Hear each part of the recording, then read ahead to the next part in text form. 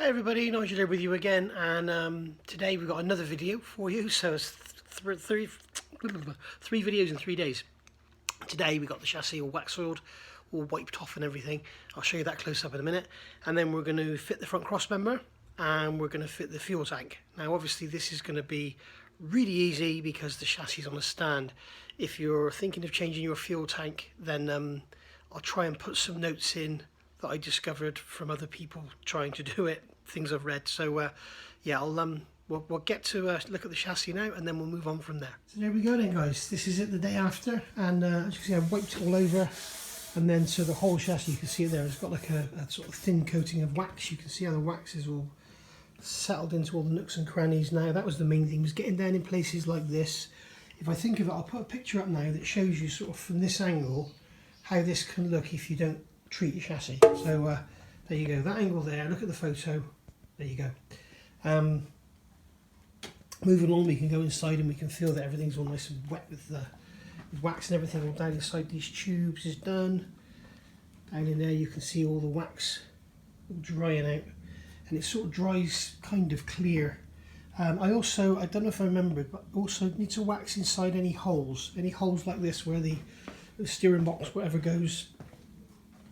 Get some wax oil inside there because they're like a tube and it stops the rust building up, and also down in these bumper bolt holes down in there, because as you can see from the front, if you can see because of the light, this is like a tube or like a U-shaped section welded in, so if you don't get wax in there, that can rust out.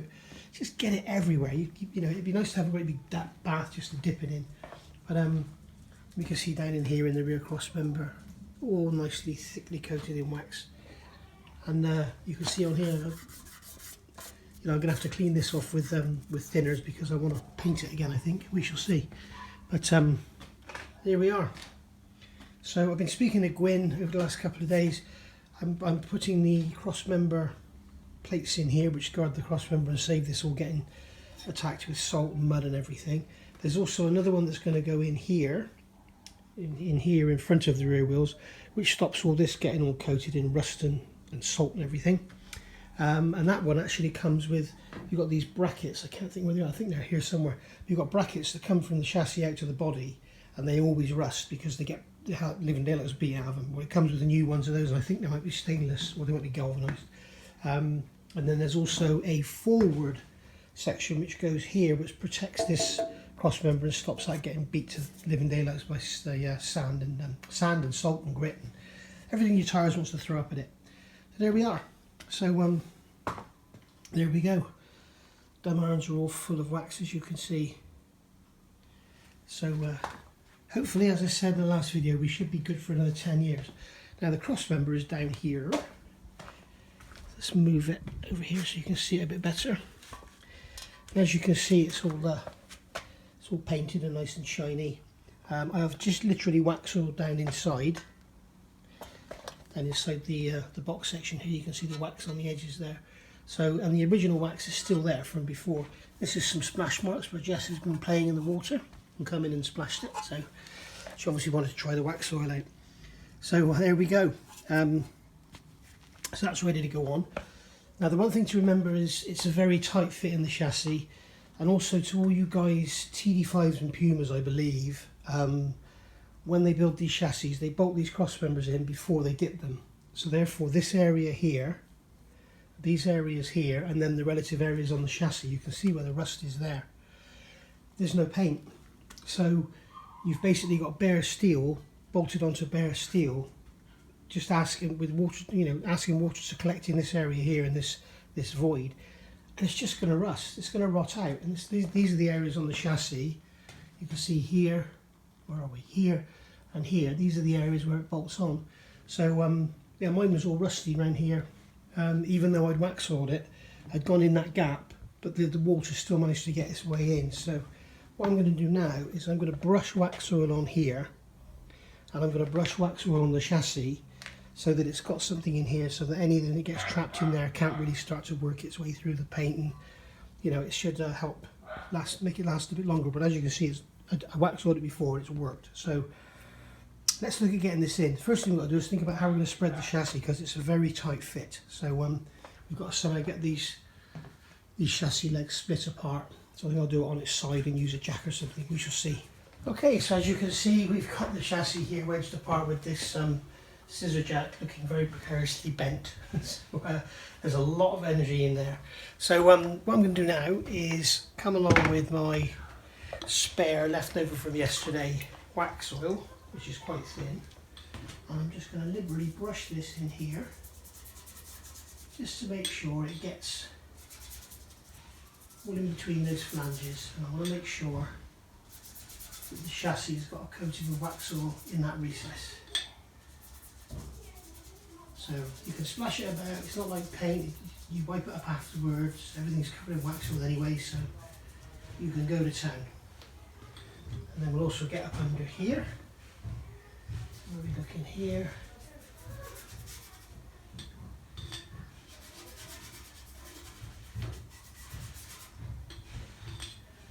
Some in there in that joint.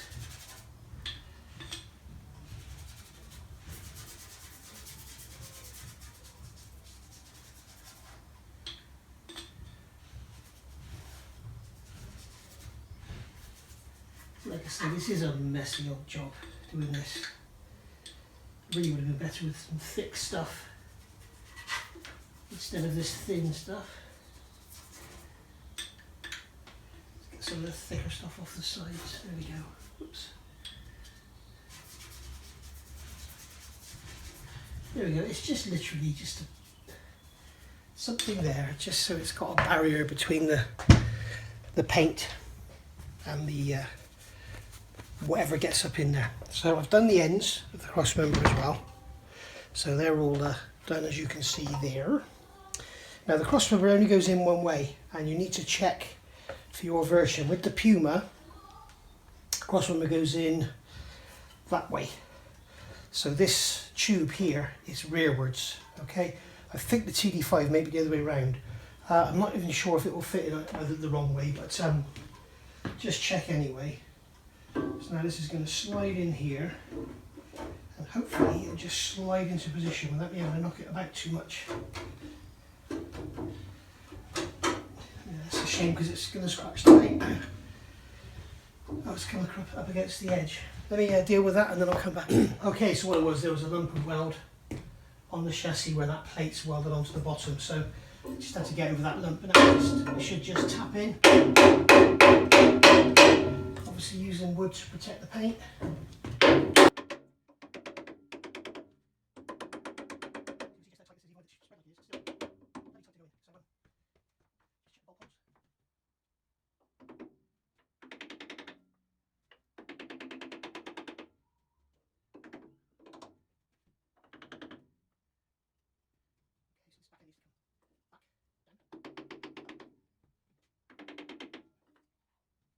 So what I'll do is get a bolt in and then I'll start moving it all around. These bolts, these bolts are all copper slipped, as you can see. So.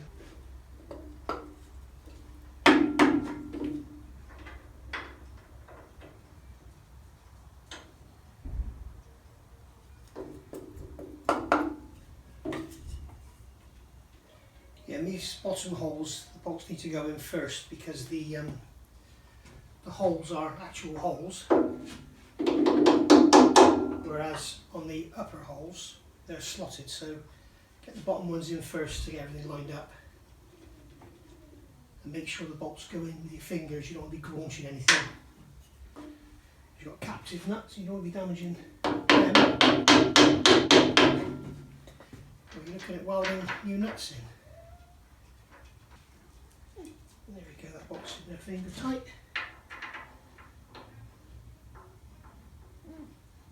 That one's lined up beautifully, luckily. So another one here.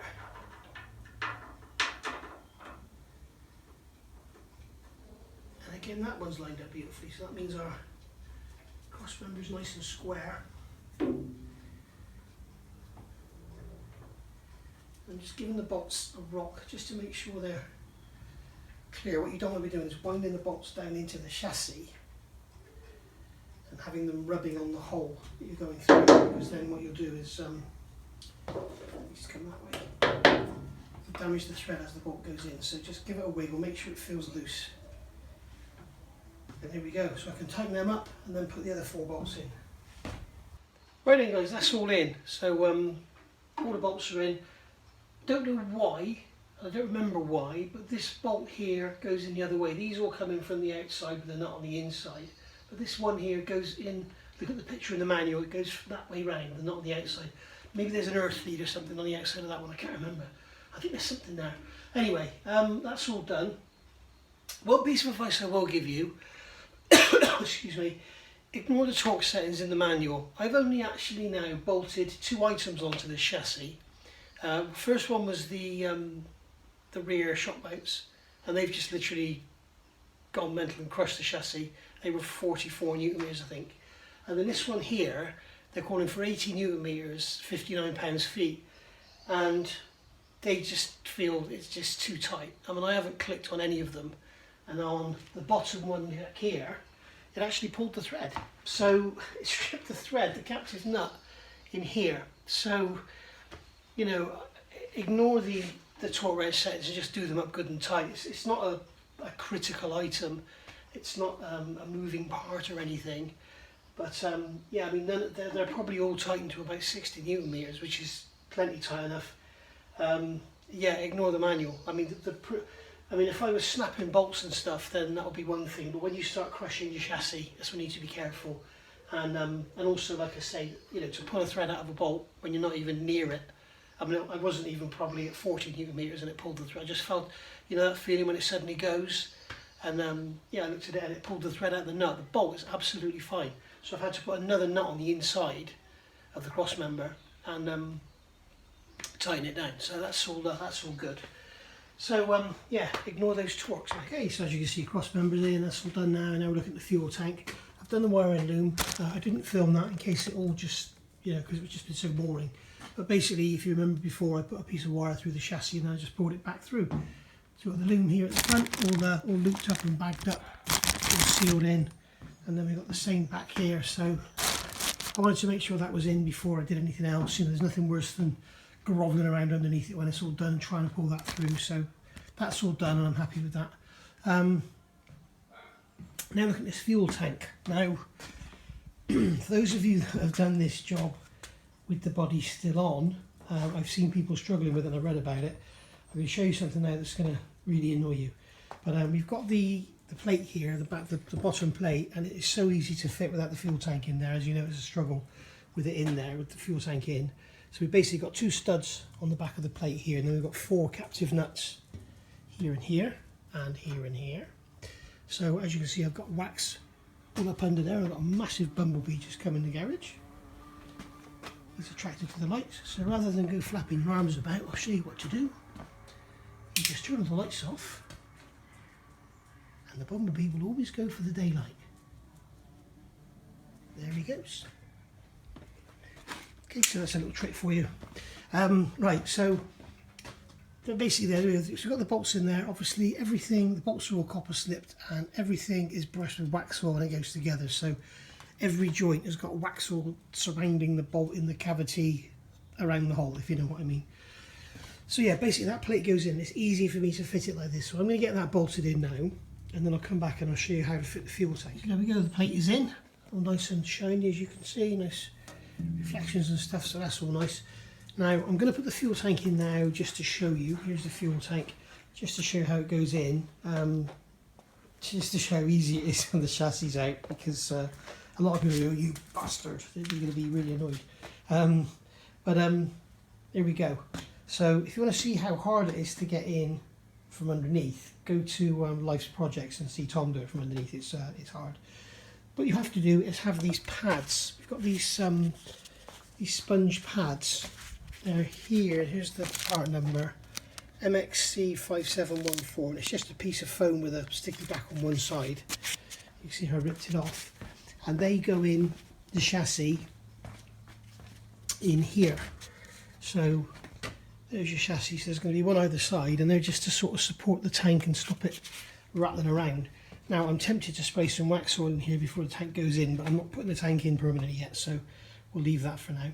But basically, yeah, these go in, and and it's roughly 7.5 inches from here to the centre and 8.5 inches from here to the centre. So I know it because I can see where one of these was on the tank. So 8.5 inches from there, 7.5 inches from there, and that should be good. So it doesn't really matter. It can be anywhere around here. It's just there to stop the tank flopping around. So I get the chassis the right way up, and then I'm going to show you how easy it is to put this tank in.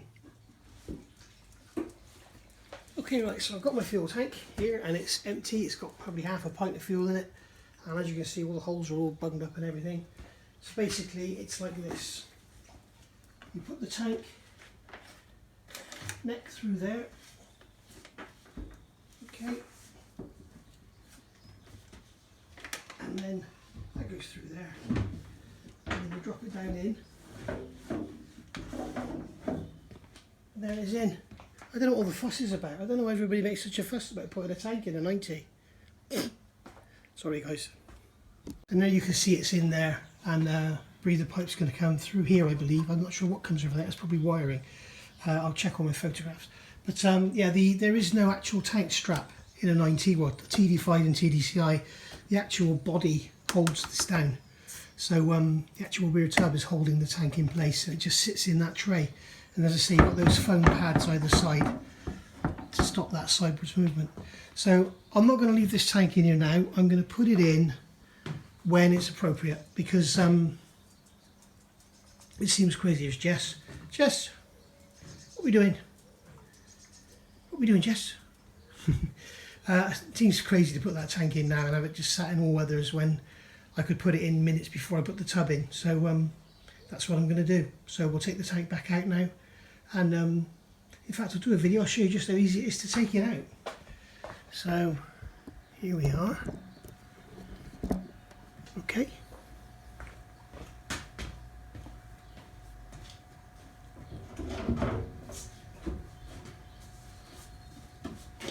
Try not to get away the camera, but I'm going to have to. So there we go. Tip it up. Lift it up. Out.